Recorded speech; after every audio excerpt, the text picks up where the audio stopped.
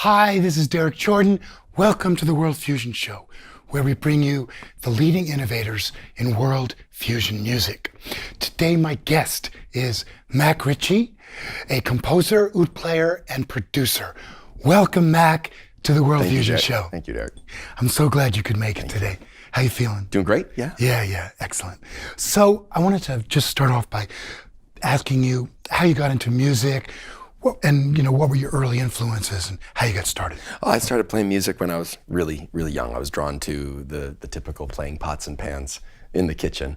And when I ended up going to kindergarten, there was a Suzuki violin program that they were teaching all the way to 5-year-olds. And so I came home with little tiny violin, and I would put on Linda Ronstadt records and play along. Excellent. And to Love is a Rose and stuff like that. And so I always was interested in picking up an instrument and interacting. It wasn't about the dots on the page. It was about grabbing it and just going for it, right? And banging on a piano and whatnot. So the schooling process was always more challenging for me than the excitement process. Right. And so there was violin, and then I studied piano for a little bit, and that's a lot of reading, which was really scary for me. It was almost like I was afraid of reading music for a long time. And then guitar came along when I was 11. My music teacher came into my 5th grade classroom with an acoustic guitar, and it was just like, oh, that's what I must do. And of course, when you play guitar, you often gravitate into rock and roll. Yeah. And it was the 80s, and I was playing guitar, and I didn't need to read music. So that worked well for me in terms of my wanting to learn by ear and learn by emotional resonance with music. So what bands in the 80s were you? Oh, Billy Squier, AC/DC, Ozzy Osbourne was a big influence. Van Halen was a big influence. I loved Eddie Van Halen so much. He's pretty amazing. And so that was all like the hair metal stuff, right. And back in the time when actually, believe it or not, I did indeed have hair. Oh, okay. That was over by the time I was 19. But I also was listening to a lot of unusual music then too, like what might be called New Age. I think of Andreas Vollenweider as a little bit more than that. A harpist. Exactly. Mm-hmm. And Andreas Vollenweider was doing this really interesting stuff where he was playing electroacoustic harp. Mm-hmm. So there was some quality to it that wasn't just acoustic harp, plus all these amazing instruments from all over the globe. And he'd be listing them in his liner notes. And the music was very progressive and sort of story-minded, instrumental music. It was story-minded instrumental music. So there was a concept to it, there's sort of a theme to it. And to me, I related to that just as I would relate to sort of like some of the atmospheric Pink Floyd stuff that I was listening to at the time. Right. It took me to the same place. So instrumental music that told some sort of story was very appealing to me at that time, especially using instruments from all over the globe. And this was before the internet, so you'd see a name of something and like, I wonder what that is. You can't just immediately click and find out what that instrument is and what it sounds like and which one it was in the mix. So that piqued my curiosity through high school to keep learning about multicultural instrumentation music. You said something really interesting to me about improvising along with Linda Ronstadt, putting on records and playing. And that's actually how I learned too. As a violinist and whatever, I started playing along with the radio, just to learn to improvise. And what was great about that is that you never know what's coming on next. A different song, keeps you on your toes. A different scale, a different rhythm, and by the time you kind of get it, it's over. You're on to the next song. So it was actually a great training for my ear. And I'm sure you felt the same way, as you're such a fine improviser. Thank you. So I'd love to go to the first video clip. This one is Pocketful of Euros. I want to tell us about what we're going to see. Oh, sure. This is a song that I wrote right after I had gone to the Tambourine Mundi Frame Drum Festival in Freiburg, Germany. And it was the greatest experience of my life to go to my first big festival overseas and get to perform. And here I am, an oud player, walking into a frame drum festival. And I just felt like I was on top of the world. And I said, and this phrase came into my head: a pocket full of euros and a room full of drummers. What could I possibly want more? This is the best. And the melody started popping in my head, and I'm walking like into the festival like, this is great. And here's the song. All right, let's check it out.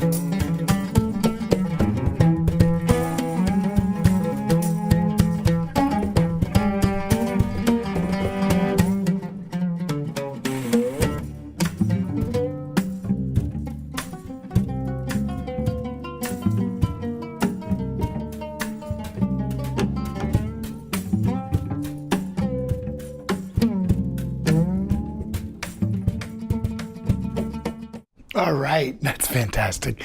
Get the funky oud going on, right? So it's great. Crossover. Really. Very nice. You were also very inspired by other artists like Peter Gabriel, Hamza El-Din, who I love both of them. Yeah.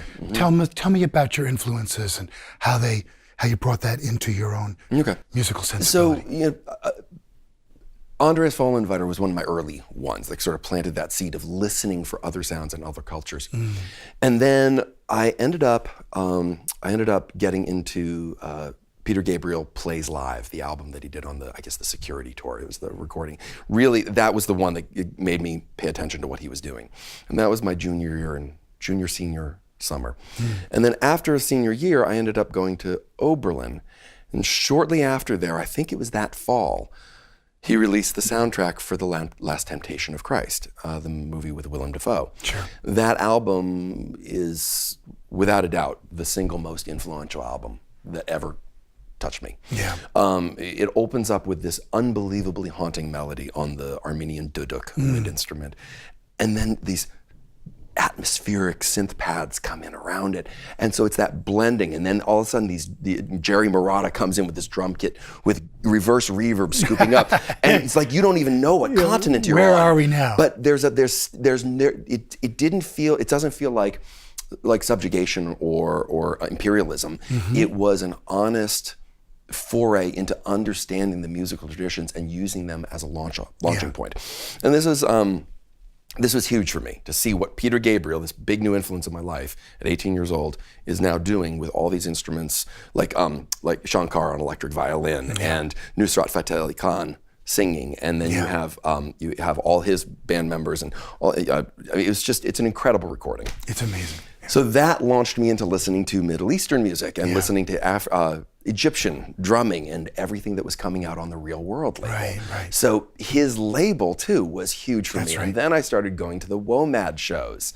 And then I got to see people like, Hassan Hakmoun playing Sintir and Jeffrey Oriyama just blowing my mind with his majestic quality, singing songs in this beautiful sound, in this beautiful language. I don't know the words, but I don't care because the message is getting through to me. The feeling was getting through to me. And so I'm still finding myself once again drawn into this music that isn't necessarily about literal language that I can understand. It's the literal level is unknown to me. The abstract level is what's still keeping me really interested. Right. So that's why I think that's one of those reasons that I think I've always been really drawn to lyrical music from other cultures, because you don't have to get caught up in what the words are necessarily. Right. You can stay in that abstract place of enjoying the music and where that takes you to. So let's go and watch the next video, Okay. Hijaro, okay? Let's see this.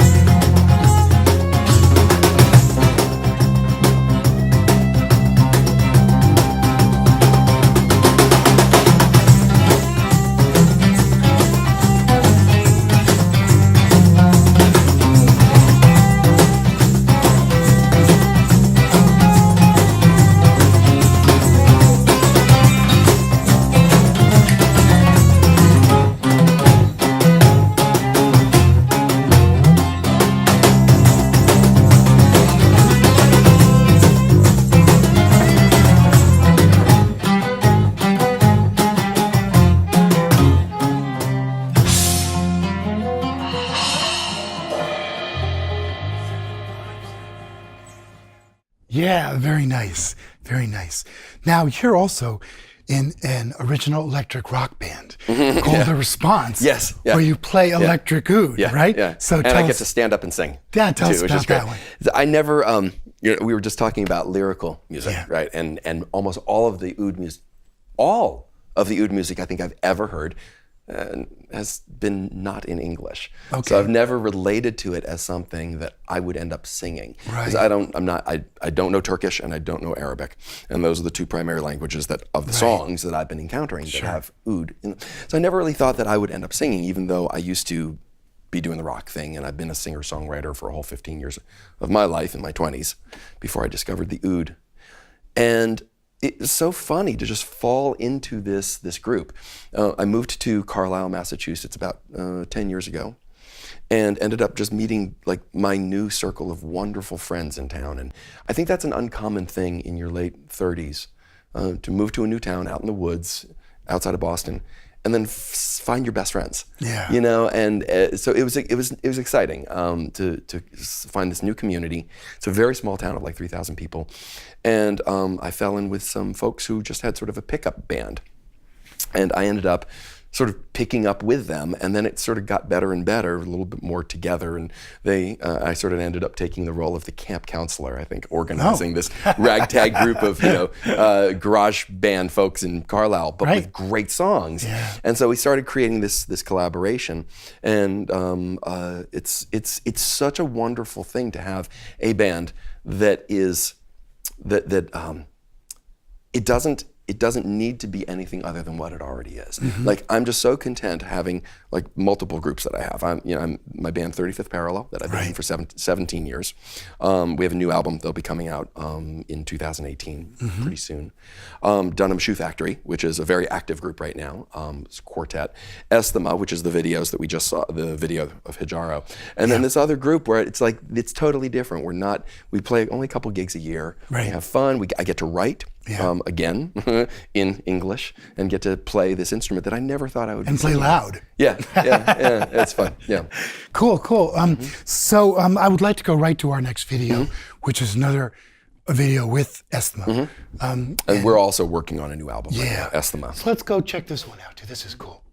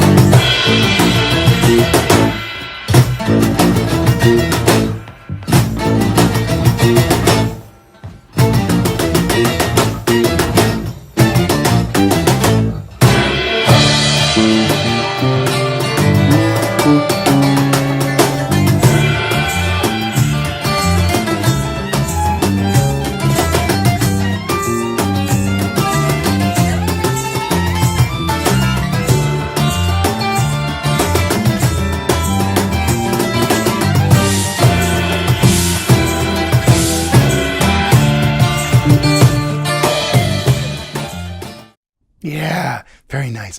You're playing bouzouki there, right? Yeah, another instrument. I love bouzouki. It's great. I don't play it like I don't tune it the traditional Greek bouzouki. I Oh. tune it down a little bit, and I play with a different kind of open tuning. Oh, interesting. I ended up just using it, wanting to emulate a number of modal traditions I was listening to at the time. Afghani music actually was what I first started using the bouzouki to play, because it has similar sound to the instrument that I was trying to imitate at the time. Yeah. Rabab. Yeah. So, just quickly, can you share with us what you're currently working on? So I've got a bunch of projects that are going to be released, recordings in 2018. 35th Parallel has an album that'll be coming out real soon. It's in mastering stage. Esthema, the group that we were just seeing playing the Consequence, our album IV4 is coming out very soon. Dunham Shoe Factory is going to be recording soon as well. And the big one I'm finally coming to a completion on is a project called Amphora, which is a recording of all traditional material, Turkish, Arabic, Armenian, all of these songs that I learned, cutting my teeth learning how to play the oud. And so I don't have an album that's like a solo album with my name on it that's traditional material. And so at some point I felt like it was important to pull together a collection of recordings with all the people who've been a part of my music community in learning Turkish music and Armenian music and Arabic, learning the oud. And this is in part in honor to my teachers and all the community that has been my teachers working, and having the internet as an option is incredible. Yeah. Because I've had a number of people from around the globe actually contribute tracks to the recording. I've got and they send me the audio, and we include it on the recording. So that's been a real.